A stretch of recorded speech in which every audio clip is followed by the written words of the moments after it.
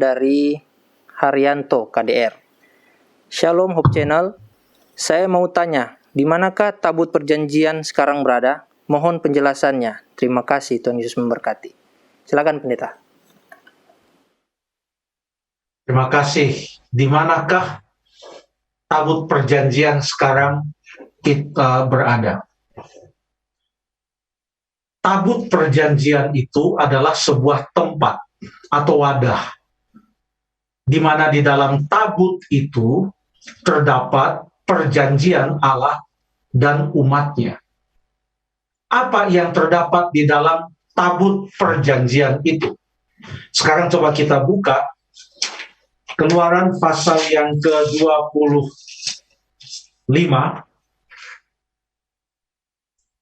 Keluaran pasal 25 ayat yang ke-16.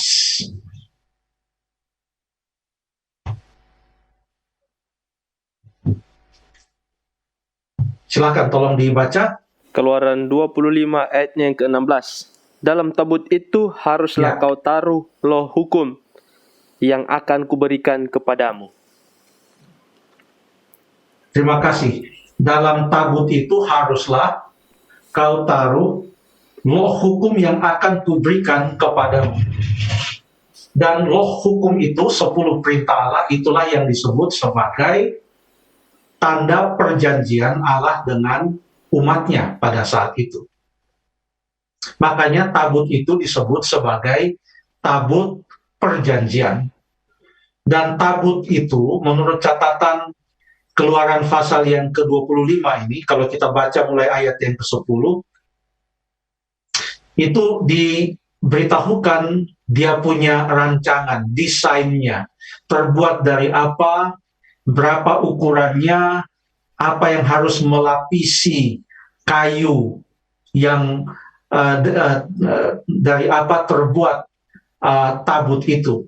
Coba saya baca ayat 10. Haruslah mereka membuat tabut dari kayu penaga, 2,5 hasta panjangnya, 1,5 hasta lebarnya, dan selanjutnya. Lalu kemudian ada bingkai-bingkai emas di sekelilingnya. Itu ayat yang ke-11. Lalu kemudian ayat yang ke-13, engkau harus membuat kayu pengusung dari kayu penaga untuk menyalutnya, dan menyalutnya dengan emas. Haruslah engkau memasukkan kayu pengusung itu ke dalam gelang yang ada pada rusuk tabut itu, supaya dengan itu tabut itu dapat diangkut. Tetapi itu hanyalah merupakan gambaran dari tabut itu. Tetapi lebih penting dari tabut itu adalah apa yang disimpan di dalam tabut itu, sehingga tabut itu disebut sebagai perjanjian, tabut perjanjian. Itulah yang sudah kita baca tadi di dalam ayat yang ke-16, bahwa dalam tabut itu haruslah kau taruh loh hukum yang akan kuberikan kepadamu. Jadi 10 perintah Allah itu, 2 loh batu itu ditaruh di dalam tabut perjanjian tersebut.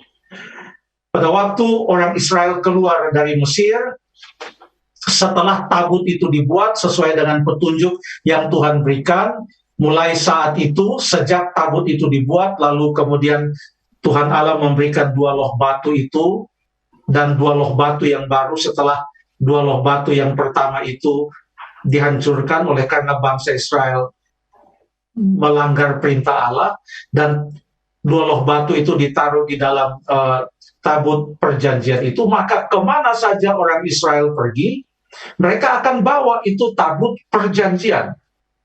Bahkan pada waktu mereka mau menyeberang sungai Yordan yang sedang meluap pada waktu itu, maka imam-imam yang memikul tabut itu akan lebih dahulu, lalu mereka akan menginjakkan kaki mereka pada tepi sungai yang sedang meluap itu, maka sungai itu terbelah.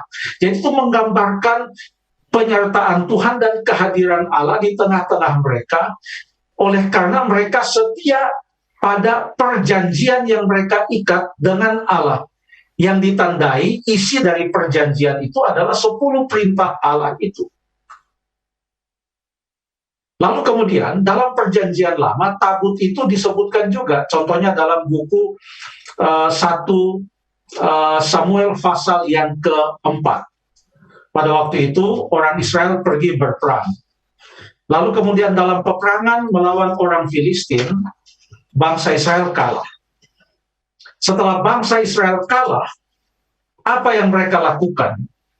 Dalam 1 Samuel 4 ayat yang ketiga, coba kita buka 1 Samuel 4 ayat yang ketiga, mereka katakan, firman Tuhan katakan, ketika tentara itu kembali ke perkemahan, berkatalah para tua-tua Israel, mengapa Tuhan membuat kita terpukul kalah oleh orang Filistin pada hari ini? Marilah kita mengambil dari Silo tabut perjanjian Tuhan, supaya ia datang ke tengah-tengah kita dan melepaskan kita dari tangan musuh kita. Lalu mereka bawa itu tabut perjanjian. Dengan ada 2 loh batu di dalam tabut perjanjian itu, mereka bawa itu tabut perjanjian ke medan tempur. Tetapi orang Israel tidak taat kepada Tuhan. Sekarang mereka anggap itu tabut perjanjian itu hanya sekedar sebagai sebuah benda keramat atau sebuah sumber kuasa. Padahal mereka sudah melanggar perjanjian dengan Tuhan. Jadi mereka hanya mengandalkan simbolnya, tapi makna dari simbol tabut perjanjian itu mereka langgar. Mereka tidak mengikuti perintah Tuhan. Buktinya anak-anak dari Imam Eli, yaitu Hofni dan Pinehas, mereka betul-betul mencemarkan kemah pertemuan, kemah suci itu. Mereka tidak hidup sesuai dengan firman Tuhan. Dan merekalah yang mempunyai ide untuk bawa ini tabut perjanjian. Tabut itu direbut oleh orang Filistin. Dan banyak orang yang menjadi korban termasuk Hofni dan Pinehas. Ini merupakan suatu gambaran bahwa tabut itu merupakan sebuah lambang yang maknanya adalah perjanjian dengan Allah. Bahwa kita perlu hidup sesuai dengan kehendak Allah, yang menandakan bahwa kita mau mengikat perjanjiannya yang sungguh luar biasa itu dengan kita. Allah mau menyelamatkan kita. Ya. Ia menyelamatkan bangsa Israel, mengeluarkan mereka dari Mesir. Dan ia telah mengajarkan kepada mereka rencana keselamatan oleh upacara-upacara korban yang menggambarkan kematian Yesus di atas kayu salib. Itulah perjanjian yang Allah mau diikat bersama dengan atau diikat dengan orang Israel. Tetapi mereka gagal untuk mempertahankan perjanjian itu. Mereka senang dengan tabut itu, mereka jaga itu tabut, tetapi mereka tidak jaga perjanjian mereka dengan Tuhan. Beberapa kali tabut itu kemudian disebut. Cukup lama tabut itu berada di negeri orang Filistin. Sampai yang ditulis dalam 2 Samuel 6 ayat yang ke-16. Tabut itu dibawa ke dalam tenda yang dibuat oleh Daud. Jadi tabut itu sempat mengembara ke beberapa tempat setelah dirampas oleh orang Filistin. Lalu kemudian dibawa kembali ke negeri Israel, disimpan di Kiryat Yearim, di rumah seorang yang bernama Aminadab. 1 Samuel pasal yang ke-7, 20 tahun di sana. Baru setelah Daud membuat tenda khusus untuk tabut itu dibawa oleh Daud ke dalam tenda itu. Terakhir kali disebutkan tentang tabut itu, paling tidak dalam perjanjian lama, boleh kita lihat coba dalam Yeremia pasal yang ketiga. Yeremia pasal yang ketiga ayat yang ke-16. Silakan Andrew atau Kevin, Yeremia pasal yang ketiga ayat yang ke-16.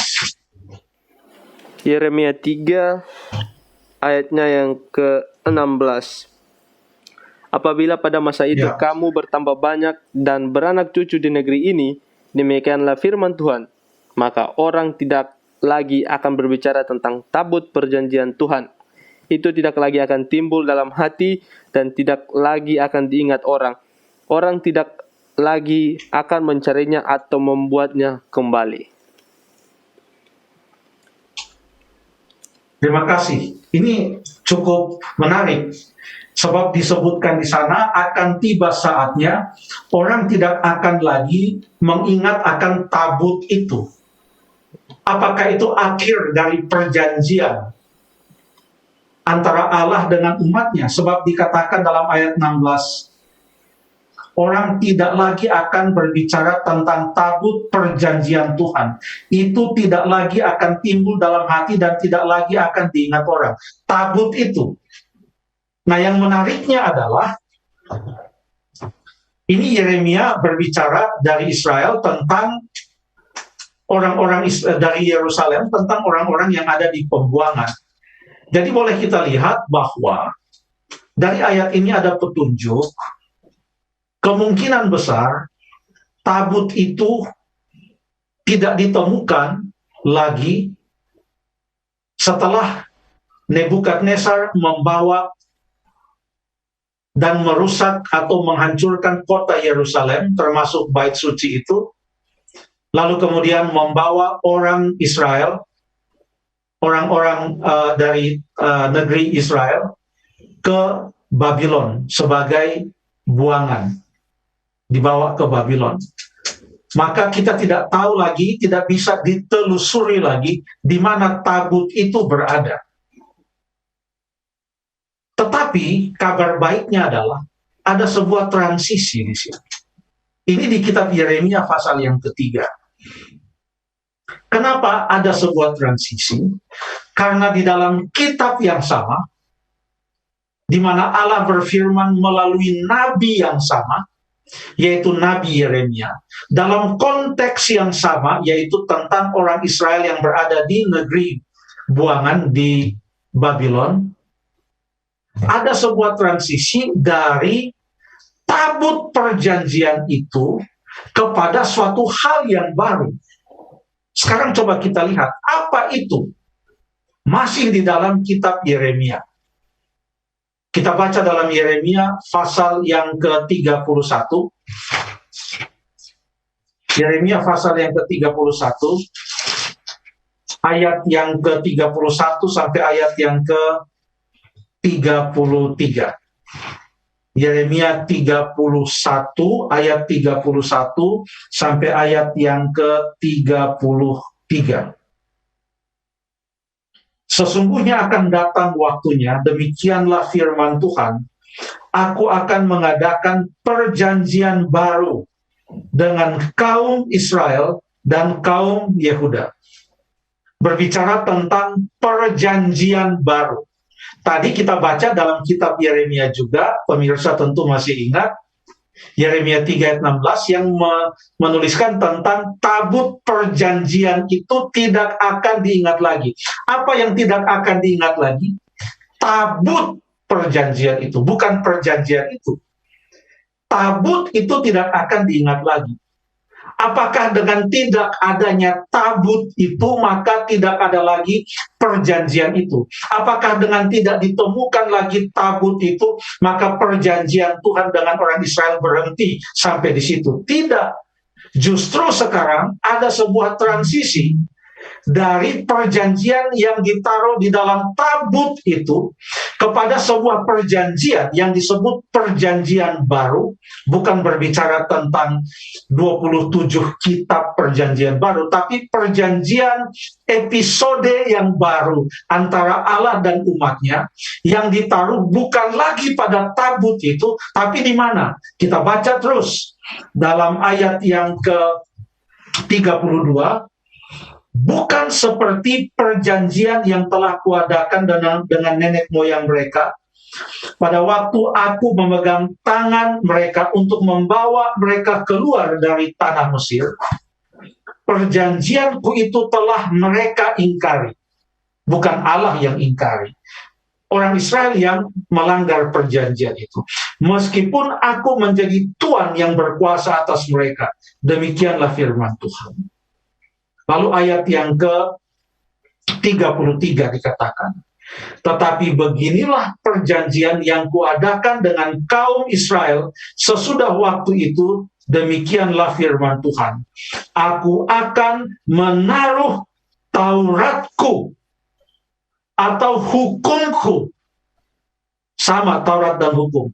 Menaruh Tauratku atau hukumku dalam batin mereka dan menuliskannya di dalam hati mereka. Aku akan menjadi Allah mereka dan mereka akan menjadi umatku. Aku akan menjadi Allah mereka dan mereka akan menjadi umatku. Sekarang kita baca kembali supaya kita bisa flashback kepada beberapa ayat yang tadi sudah kita baca. Silakan Andrew, pasti cepat ketemu Keluaran 25. Kita baca lagi ayat yang ke-16 tadi. Keluaran 25 ayat yang ke-16. Keluaran 25 ayatnya yang ke-16. Ya. Ayat yang ke-16, dalam tabut itu haruslah kau taruh loh hukum yang akan kuberikan kepadamu. Baik. Loh hukum atau Taurat itu ditaruh di dalam tabut. Tapi sekarang dalam Yeremia pasal 31, ayat yang ke-31 sampai ayat yang ke-33, Taurat Allah itu atau hukum Allah itu atau perjanjian Allah itu bukan lagi ditaruh di dalam tabut itu, tapi di dalam ayat yang ke-33 dikatakan, aku akan menaruh Tauratku dalam batin mereka. Jadi ditaruh di mana? Taruh di dalam hati, di dalam batin. Lalu kemudian dikatakan, dan menuliskannya dalam hati mereka. Sehingga, sekalipun sekarang kita tidak tahu lagi di mana tabut perjanjian itu. Tabut yang dibuat oleh Musa, yang terbuat dari kayu penaga, yang dilapisi oleh emas. Dan kita tidak tahu lagi di mana dua loh batu yang disimpan, ditaruh di dalam tabut itu. Kita tidak tahu di mana. Itu tidak penting.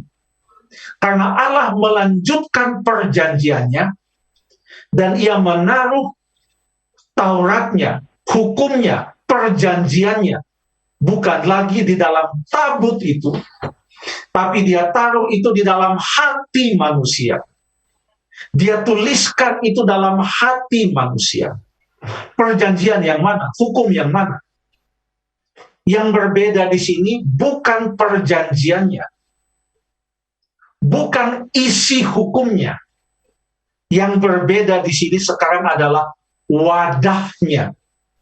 Wadahnya atau tempatnya bukan lagi tabut dari kayu penaga, tapi wadah atau tempat dari isi perjanjian itu atau 10 perintah Allah itu adalah dalam hati manusia. Sehingga kemanapun manusia pergi, kemanapun saya berada, Andrew atau Kevin, siapapun saja berada, kalau ia telah menerima perjanjian dan mengikat perjanjian dengan Tuhan, dan percaya kepada Tuhan dalam hidupnya, menerima akan 10 perintah Allah itu, maka Allah menaruh itu di dalam hatinya.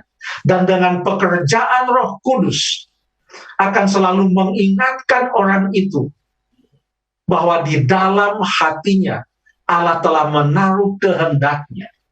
Bahwa Allah mau mengikat perjanjian dengan dia dan mempertahankan perjanjian atau hubungan antara Allah dan dirinya. Agar Allah tetap menjadi Allahnya dan orang itu adalah umatnya.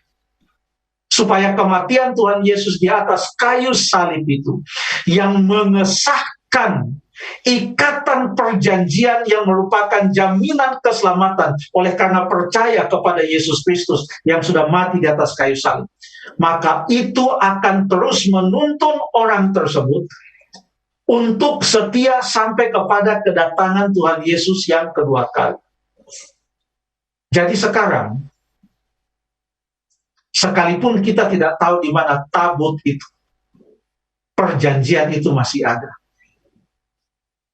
Sekalipun kita tidak tahu di mana kedua loh batu itu, tetapi hukum Allah itu tetap ada. Di mana itu ditulis? Di dalam hati kita. Di mana itu disimpan atau ditaruh? Di dalam batin kita. Terima kasih.